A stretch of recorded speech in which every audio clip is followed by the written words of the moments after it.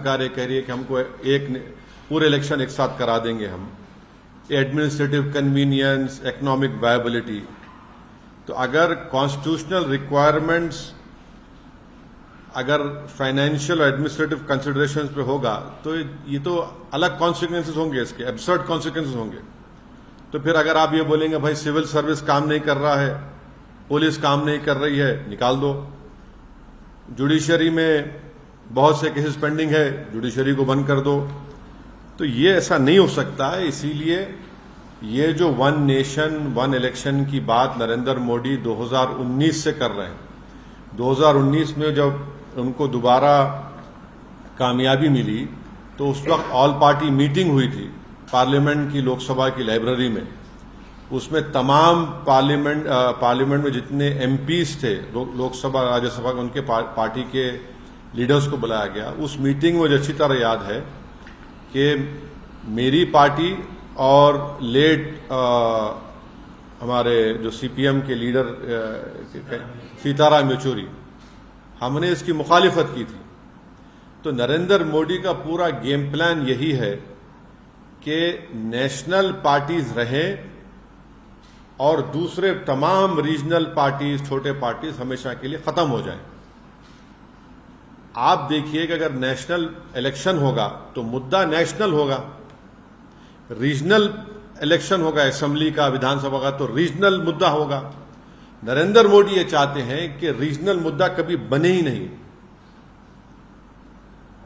Election होगा, अगर Hyderabad parliament का इलेक्शन होगा तो जाहिर है दिल्ली में जो भी जीत कर जाएगा क्या करेगा। असेंबली का तेलंगाना का इलेक्शन होगा तो भाई आप किसान को क्या देने वाले हैं, हाँ, आप कितने सोशल वेलफेयर के स्कूल्स खोलने वाले हैं, आप हैदराबाद के डेवलपमेंट के लिए क्या करेंगे। तो बीजेपी यही चाहती है कि ये वन नेशन वन इलेक्शन करवाकर रीजनल पार्टीज को कमजोर करके रख दिया जाए। और ये बार बार इनका आर्ग्यूमेंट है कि नहीं, हर थोड़े दिन का इलेक्शन हो रहा है, हर थोड़े महीने के बाद इलेक्शन होना, ये भारत के गरीबों का फायदा है। इसमें फायदा क्यों है बता रहा हूं मैं आपको। जब कभी भी चुनाव होता है नरेंद्र मोदी पीछे हटते हैं, जनता के हित में कोई ना कोई फैसला लेना पड़ता है उनको। चाहे पेट्रोल की कीमतें कम हो जाती हैं, कुछ ना कुछ उनको किसानों को देना पड़ता है।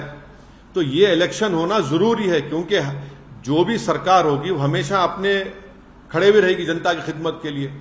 अगर आप 5 साल के बाद पूरा चुनाव कराएंगे तो जनता का जो वोट का बार्गेनिंग पावर है हमेशा के लिए खत्म हो जाएगा।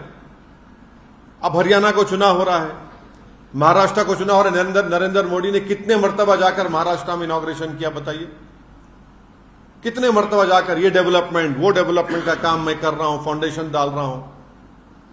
तो इससे भारत के गरीब मतदानों का, स्टेट्स का बहुत बड़ा नुकसान होगा और कॉन्स्टिट्यूशन का बेसिक स्ट्रक्चर का हिस्सा है। अब एक लेजिस्लेचर का एक टाइम है। अब तेलंगाना का इलेक्शन होगा 28 में, पार्लियामेंट का इलेक्शन होगा 29 में, अब महाराष्ट्र का इलेक्शन होगा अभी नवंबर में, 5 साल के बाद होगा, 29 में होगा। बिहार का इलेक्शन होगा बाद में होगा। आप कैसे सबको उसका टाइम कैसे खत्म करेंगे। आप होते कौन है टाइम खत्म करने वाले। एक लेजिस्लेचर होगा, विधानसभा, तो उसका टाइम होगा ना, टाइम पर चलेगा, वो अपने टाइम पर खत्म होगा। आप कौन होते उसका टाइम खत्म करने के लिए। अब जीएचएमसी का है, अब उसका टेन्योर खत्म होने वाला है। आप बोलेंगे नहीं हम एक साथ कैसे कराएंगे, आप क्यों कराएंगे। अच्छा, बीच में अगर सरकार गिर गई क्या करेंगे आप, फिर क्या करेंगे आप। तो ये भारत के जमहूरियत के लिए, भारत की फेडरलिज्म के लिए, भारत के संविधान के बेसिक स्ट्रक्चर के लिए ये ठीक नहीं है और गरीब जनता के लिए ठीक नहीं है, किसानों के लिए ठीक नहीं है, युवाओं के लिए ठीक नहीं है। पैसे तो हर इलेक्शन के लिए अलॉकेट होते हैं ना।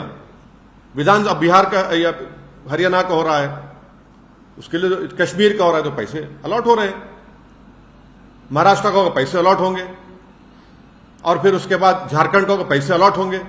तो ये नहीं, ये देखिए कॉन्स्टिट्यूशन जो है ना, आप एडमिनिस्ट्रेशन को, कॉन्स्टिट्यूशन की जो स्कीम है, आप ये नहीं बोल सकते नहीं पैसे बचाने का। पैसे बचाने तो फिर कल कोई उठ के बोलेगा पुलिस को बंद कर दो, आईपीएस को, कोई बोलेगा कोर्ट में इतना पेंडिंग है।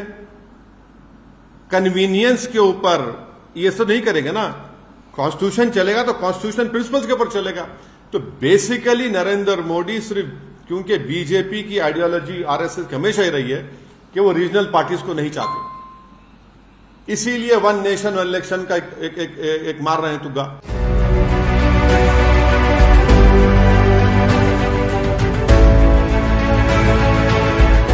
CEN न्यूज, देश प्रदेश की ताजा तरीन खबरों के लिए CEN न्यूज को सब्सक्राइब करें और रहें पल पल की खबर से हर पल बाखबर।